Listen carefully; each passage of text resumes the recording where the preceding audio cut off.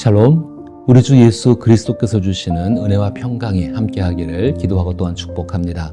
오늘 함께 읽고 묵상할 말씀은 창세기 3장 22절부터 24절 말씀입니다. 제가 읽어봅니다. 여호와 하나님이 이르시되 보라, 이 사람이 선악을 아는 일에 우리 중 하나같이 되었으니 그가 그의 손을 들어 생명나무 열매도 따먹고 영생할까 하노라 하시고, 여호와 하나님이 에덴 동산에서 그를 내보내어 그의 근본이 된 땅을 갈게 하시니라. 이같이 하나님이 그 사람을 쫓아내시고 에덴 동산 동쪽의 그룹들과 두루 도는 불칼을 두어 생명나무의 길을 지키게 하시니라. 아멘. 3장 22절부터 24절은 아담과 하와의 마음의 동기와 행위로 인해서 벌어진 상태를 다룹니다. 자기 중심적으로 마음에서 비롯된 그들의 선택과 행동은 선하신 하나님이 주신 회개의 기회조차 변명과 책임 전가로 대체했습니다. 그들은 회개의 결과를 놓친 것이 초래할 결과를 상상조차 하지 못했을 것이라고 저는 생각을 합니다. 결과는 즉각적으로 나타났습니다. 창세기 3장 14절에서 하나님께서 뱀에게 하신 내가 모든 가축과 들의 모든 짐승보다 더욱 저주를 받아라는 말씀을 통해 이미 창조된 모든 생물에게 비정상적인 일이 발생하기 시작했음을 알 수 있습니다.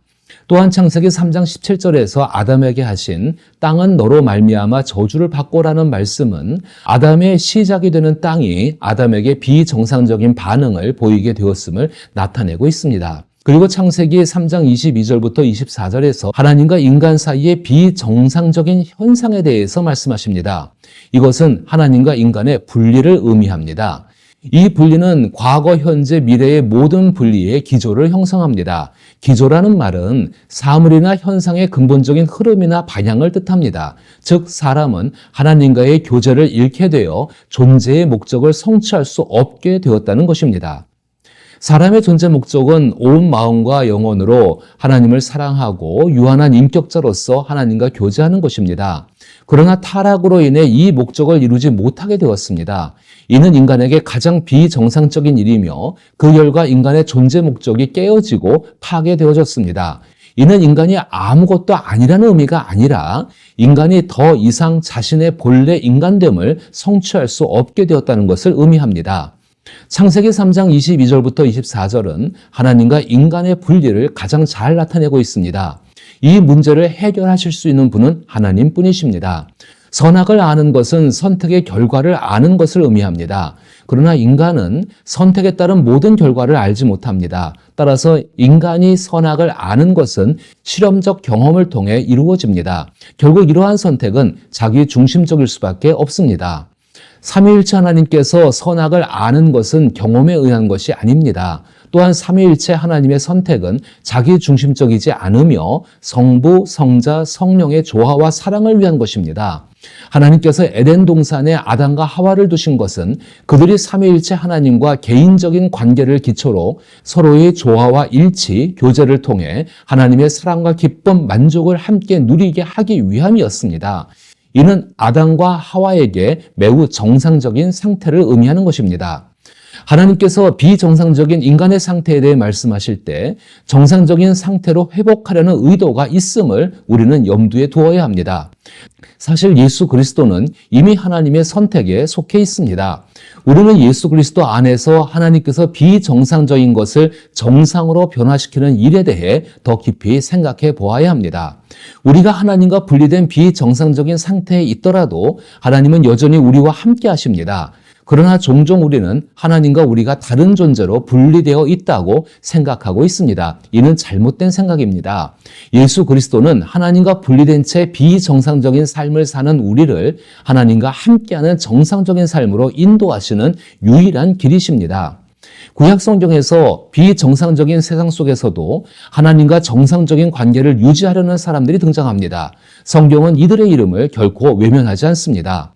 그들의 면면을 살펴보면 분리로 인한 여러 비정상적인 요소들과 사람들에게 있는 하나님과의 관계가 비정상적임을 인식하고 있습니다.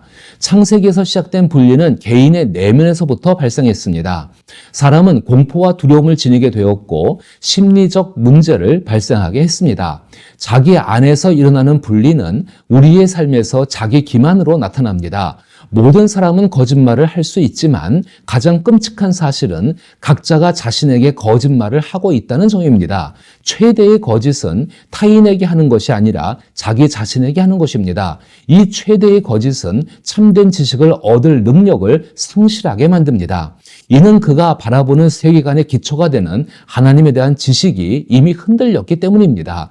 다시 말해 인간은 모든 지식을 잃은 것이 아니라 참된 지식을 잃어버린 것입니다. 또 다른 점은 인간에서 인간을 분리하는 사회적 분리입니다. 아담이 하와와 분리되는 모습을 통해 이를 확인할 수 있습니다.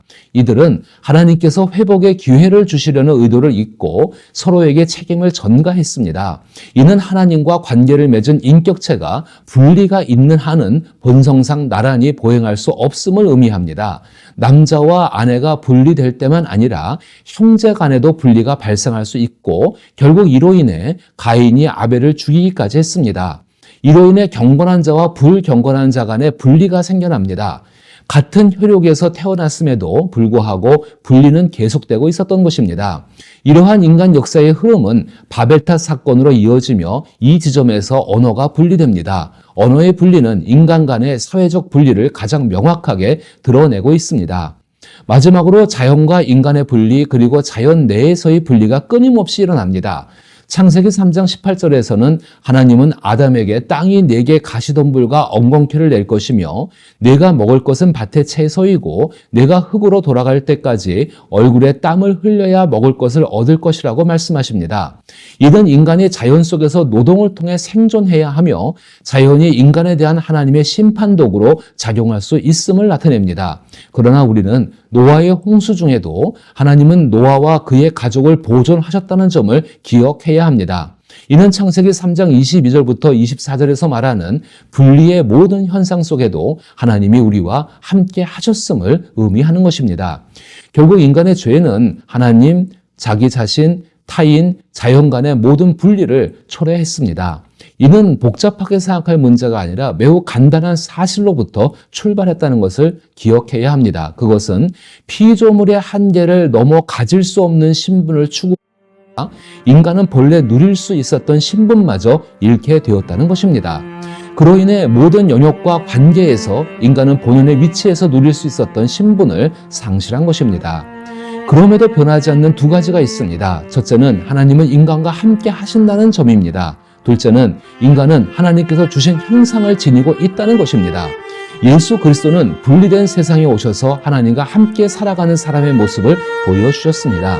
이는 분리의 기조가 있는 우리의 삶에서 예수 그리스도로 말미암아 잃어버렸던 본래의 사람됨을 나타낼 수 있음을 의미합니다. 예수님은 그 삶을 우리에게 보여주셨고 그 삶은 우리에게 주어진 하나님의 선물이 되었습니다. 그 내용에 대해서는 내일 조금 더 자세히 살펴보고자 합니다. 따라서 오늘 우리의 삶 가운데에서 하나님께서 우리에게 허락하신 예수 그리스도의 능력과 은혜 안에서 분리가 가져오는 모든 것들 속에서 예수 그리스도를 닮아감으로 말미암아 분리의 문제를 해결하고 그 분리로부터 하나님 사람의 본연의 모습을 회복할 수 있기 위해 힘쓸 수 있는 삶을 살아갈 수 있기를 축복합니다.